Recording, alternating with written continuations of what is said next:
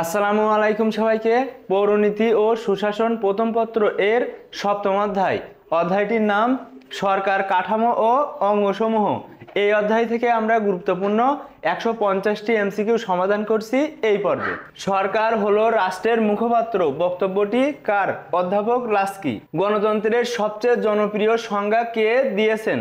Abraham Lincoln. কোন ধরনের শাসন ব্যবস্থায় জনগণ অধিক স্বাধীনতা ভোগ করে? গণতান্ত্রিক। কোন শাসন ব্যবস্থায় বিরোধী দলকে ছায়া সরকার বলা হয়? সংসদীয় সরকারে। সংসদীয় সরকার কাঠামোয় নির্বাহী ক্ষমতার অধিকারী কে?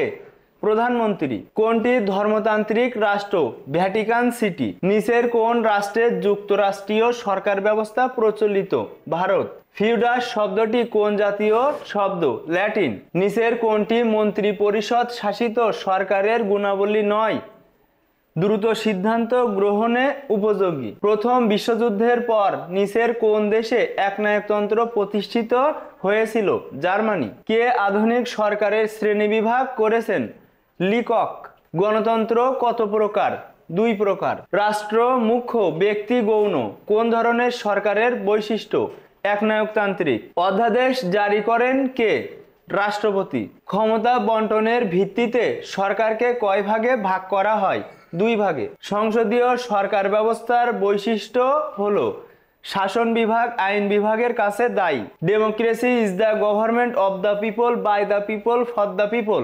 গণতন্ত্র হচ্ছে জনগণের সরকার, জনগণের জন্য সরকার, জনগণের দ্বারা সরকার। উক্তিটি কার?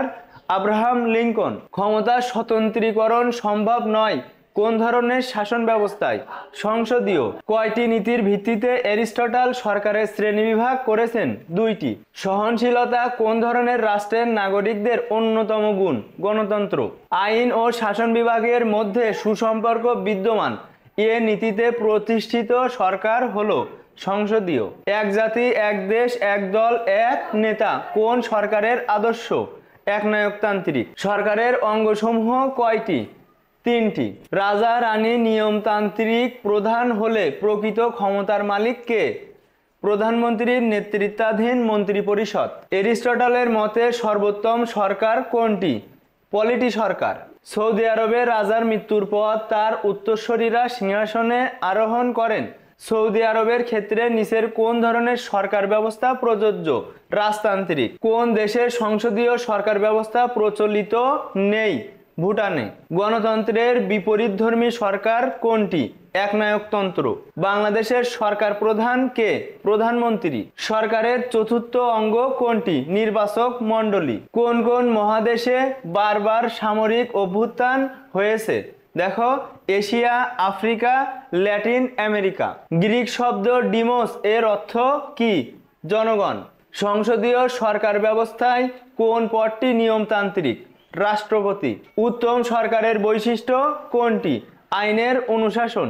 রাষ্ট্রের চরম ও চূড়ান্ত ক্ষমতা কি? সার্বভৌমত্ব।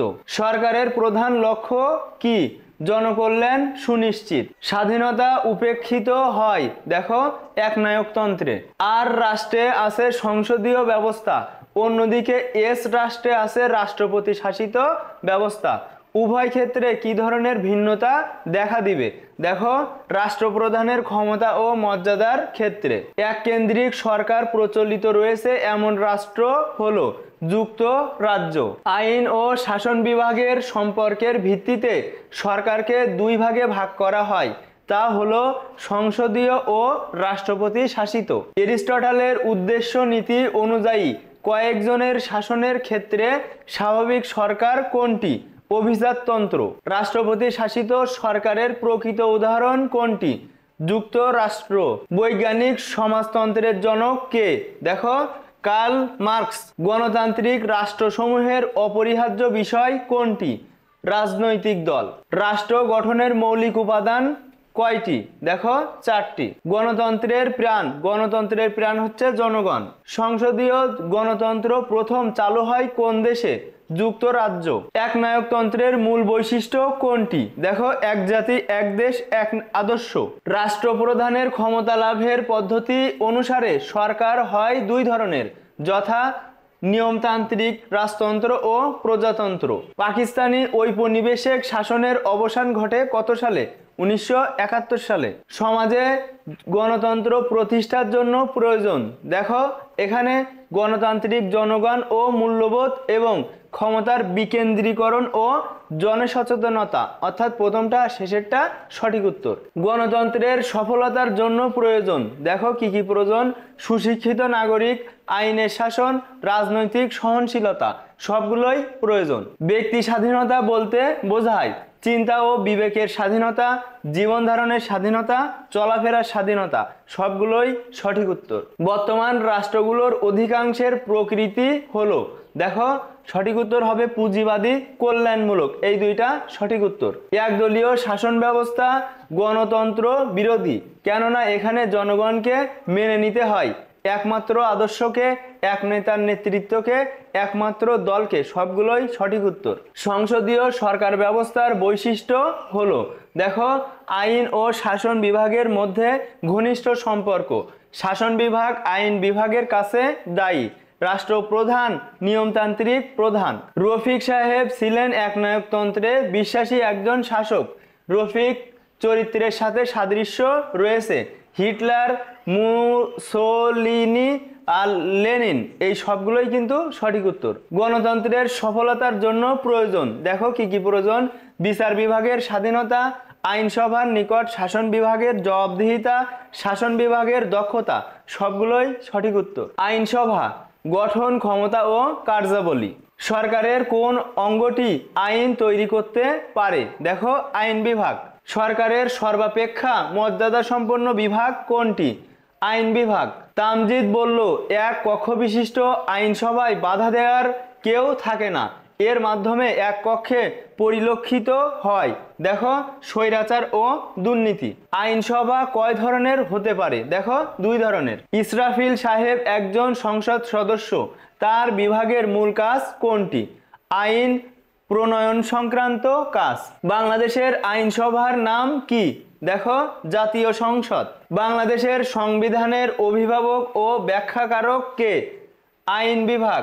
সমাজ ও রাষ্ট্রের সাথে তাল মিলিয়ে নতুন আইন প্রণয়ন ও পুরাতন আইনের সংশোধন রদবদল করে আইন পরিষদ। কোন দেশের আইনসভা এক কক্ষ বিশিষ্ট? বাংলাদেশ। দ্বিকক্ষ বিশিষ্ট আইনসভার নিম্নকক্ষ কিভাবে গঠিত হয়? প্রত্যক্ষ নির্বাচনের মাধ্যমে। আইনসভার সবচেয়ে গুরুত্বপূর্ণ কাজ কোনটি? আইন তৈরি করা। আইনের উৎস কোনটি?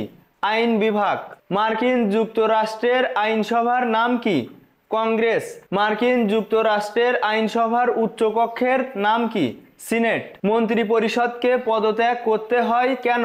দেখো আইন পরিষদে অনাস্থা প্রস্তাব গৃহীত হলে। কোন সরকারের আইনসভা সার্বভৌম? দেখো মন্ত্রী পরিষদ শাসিত। নিচের কোন রাষ্ট্রে দ্বিকক্ষ বিশিষ্ট আইনসভা বিদ্যমান? মার্কিন যুক্তরাষ্ট্র, ভারত। কোনটি রাষ্ট্রীয় অর্থ নিয়ন্ত্রণকারী?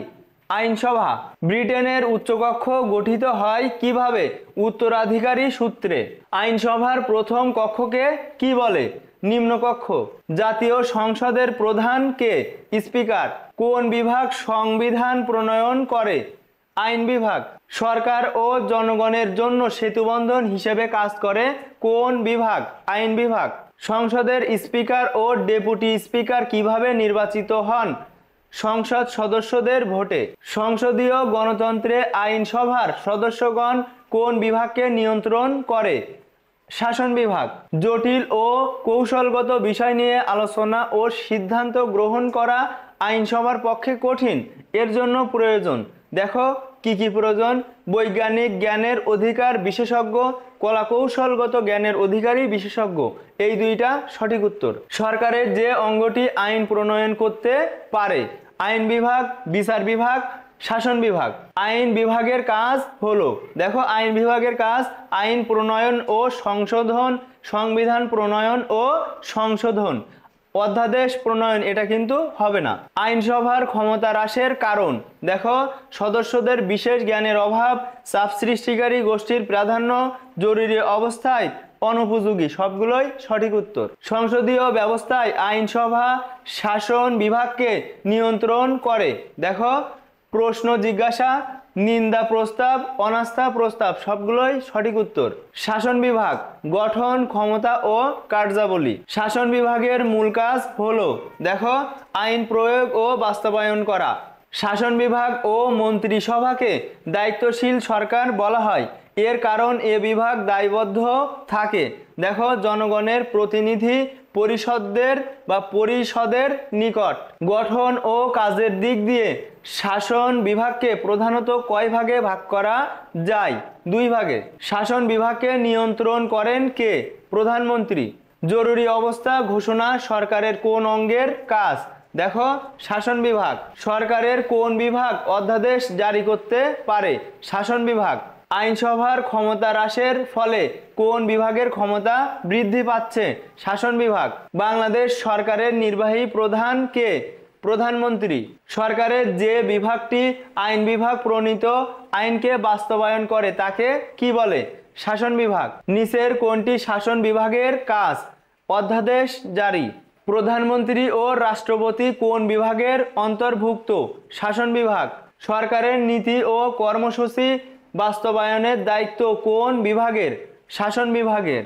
শাসন বিভাগের জনকল্যাণমূলক কাজের অন্তর্ভুক্ত দেখো জনস্বাস্থ্য, কর ধার্য করা, এই 2টা সঠিক উত্তর। শাসন বিভাগের কাজ হলো শাসন বিভাগের কাজ প্রতিরক্ষা ব্যবস্থা পরিচালনা করা, স্বরাষ্ট্র বিষয় দেখাশোনা, রাষ্ট্রের অভ্যন্তরীণ আইন শৃঙ্খলা রক্ষা করা, এই 2টা সঠিক উত্তর। বাংলাদেশে মন্ত্রীরা জাতীয় সংসদ সদস্যের মধ্য থেকে নির্বাচিত হন। কাজেই মন্ত্রীরা হচ্ছে আইন বিভাগের সদস্য, শাসন বিভাগের সদস্য, এই 2টা সঠিক উত্তর। আর্জেন্টিনার সাথে বাংলাদেশের বন্ধুত্বের নিদর্শন হিসেবে আর্জেন্টিনায় বাংলাদেশের দূতাবাস খোলা হয়েছে এবং জনাব সাদিয়া ফয়জুন্নেসাকে রাষ্ট্রদূত হিসেবে নিয়োগ দেওয়া হয়। উদ্দীপকে জনাব সাদিয়া ফয়জুন্নেসাকে নিয়োগদানকারী বিভাগ কোনটি? শাসন বিভাগ। উদ্দীপকে বিভাগটির উক্ত কাজের ফলে রাষ্ট্রদ্বয়ের মধ্যে কূটনৈতিক সম্পর্ক স্থাপন করা যাবে, বাণিজ্যিক চুক্তি সম্পাদন করা যাবে, এই 2টা সঠিক উত্তর। গণতান্ত্রিক তথা সংসদীয় সরকার ব্যবস্থায় ক রাষ্ট্রের গুরুত্বপূর্ণ এক পদাধিকারী ব্যক্তি জরুরি ও গুরুত্বপূর্ণ বিষয়ে অধ্যাদেশ জারি করে থাকেন? রাষ্ট্রের কোন গুরুত্বপূর্ণ ব্যক্তি অধ্যাদেশ জারি করেন? রাষ্ট্রপতি। যিনি অধ্যাদেশ জারি করেন তিনি দেখো সরকারের নাম সর্বস্ব রাষ্ট্রপ্রধান ও শাসন বিভাগের প্রধান। বিচার বিভাগ গঠন, ক্ষমতা ও কার্যাবলী। বিচারক নিয়োগের পদ্ধতি কয়টি? দেখো 3টি। X ও Y দম্পতি এবং তাদের 10 বছর বয়সী সন্তান জেড সম্প্রতি একটি দুর্ঘটনায় পতিত হয়। মারাত্মক এ দুর্ঘটনায় জেড এর মা বাবা নিহত হলেও সে কোনোভাবে বেঁচে যায়। উদ্দীপকে জেড এর সম্পত্তি দেখাশোনার দায়িত্ব কার? দেখো সঠিক উত্তর হবে বিচার বিভাগের। জনগণের স্বাধীনতা ও অধিকার রক্ষার শ্রেষ্ঠ হাতিয়ার কি? বিচার বিভাগ। অপরাধীকে শাস্তি দেওয়ার জন্য নিচের কোন আইনটি প্রয়োগ করা হয়? দেখো ফৌজদারি আইন। সংবিধানের অভিভাবক কোনটি? বিচার বিভাগ। বাংলাদেশের সর্বোচ্চ আদালত কোনটি? Supreme court. সুপ্রিম কোর্টের কয়টি বিভাগ রয়েছে? 2টি। ন্যায় বিচার প্রাপ্তির সর্বশেষ আশ্রয় হলো বিচার বিভাগ। দুষ্টের দমন আর শিষ্টের লালন করা কোন বিভাগের কাজ? বিচার বিভাগের। বিরাট অঙ্কের মূল্য জড়িত মামলার প্রথম শুনানি কোন আদালতে গ্রহণ করা হয়? উচ্চ আদালত। মৌলিক অধিকারের রক্ষাকবচ হিসেবে গুরুত্বপূর্ণ ভূমিকা রাখে কোনটি? বিচার বিভাগ। সংবিধান সংক্রান্ত মামলা পরিচালনা করে কোন আদালত? দেখো সুপ্রিম কোর্ট। সুপ্রিম কোর্ট বাংলাদেশের সংবিধানের অভিভাবক, সংবিধানের ব্যাখ্যাকারী সর্বোচ্চ আদালত। আদিব বলল, আমি এমন একটি বিভাগে চাকরি করি যে বিভাগ মানুষের মৌলিক অধিকার প্রতিষ্ঠায় কাজ করে, কোনো কোনো ক্ষেত্রে আইনের ব্যাখ্যা দেয়, আবার এ বিভাগটি সংবিধানের অভিভাবকও বটে। আদিব কোন বিভাগে কর্মরত? বিচার বিভাগ। বিচার বিভাগের স্বাধীনতা এবং স্বাধীনতা রক্ষার উপায়। স্বাধীন বিচার বিভাগ গণতান্ত্রিক শাসন ব্যবস্থার অপরিহার্য সত্য। কথাটির তাৎপর্য বিশ্লেষণ করলে দেখা যায়, দেখো, এটি নাগরিকের অধিকার রক্ষা ও নিরাপত্তা নিশ্চিত করে। সংসদীয় শাসন ব্যবস্থায় সরকারের প্রধান কে? প্রধানমন্ত্রী। বিচার বিভাগের স্বাধীনতার জন্য কোনটি প্রয়োজন? আইনের শাসন। বিচার বিভাগের স্বাধীনতা বলতে বোঝায় বিচারকদের স্বাধীনতা বৃদ্ধি। বিচার বিভাগের স্বাধীনতার মূল কথা কি? দেখো, বিচারকদের ন্যায় বিচার রক্ষার ক্ষমতা। বিচার বিভাগের স্বাধীনতা বলতে কি বোঝায়? বিচারকদের নিরপেক্ষতা। বিচার বিভাগের স্বাধীনতার অর্থ হচ্ছে, দেখো, এখানে বিচার বিভাগকে পৃথকীকরণ, বিচার বিভাগের স্বাধীনতা ও নিরপেক্ষতা, এই দুইটা সঠিক উত্তর। যে ক্ষেত্রে স্বাধীন বিচার বিভাগের গুরুত্ব লক্ষণীয় তা হলো, দেখো, আইনের ব্যাখ্যা প্রদানে, মৌলিক অধিকার রক্ষায়, এই দুইটা সঠিক উত্তর। বিচার বিভাগের স্বাধীনতা হলো অন্যান্য বিভাগের হস্তক্ষেপ মুক্ত হয়ে, দেখো, কি হবে? স্বাধীন রায় ঘোষণা করা, নিরপেক্ষ বিচারের রায় করা। আইনের শাসন প্রতিষ্ঠায় বিচার বিভাগের ভূমিকা।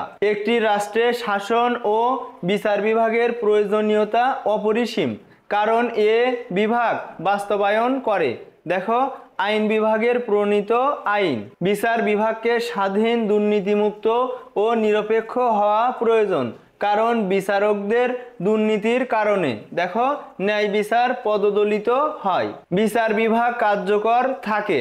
বিচার বিভাগ কার্যকর থাকে, দেখো, বিচারকদের সুষ্ঠু নিয়োগ পদ্ধতির মাধ্যমে, আইন ও শাসন বিভাগের নিয়ন্ত্রণমুক্ত পরিবেশে। আইন, শাসন ও বিচার বিভাগের পারস্পরিক সম্পর্ক। বাংলাদেশের নির্বাহী বিভাগ থেকে বিচার বিভাগকে পৃথক করা হয় কবে? দেখো, 2007 সালের 1 নভেম্বর।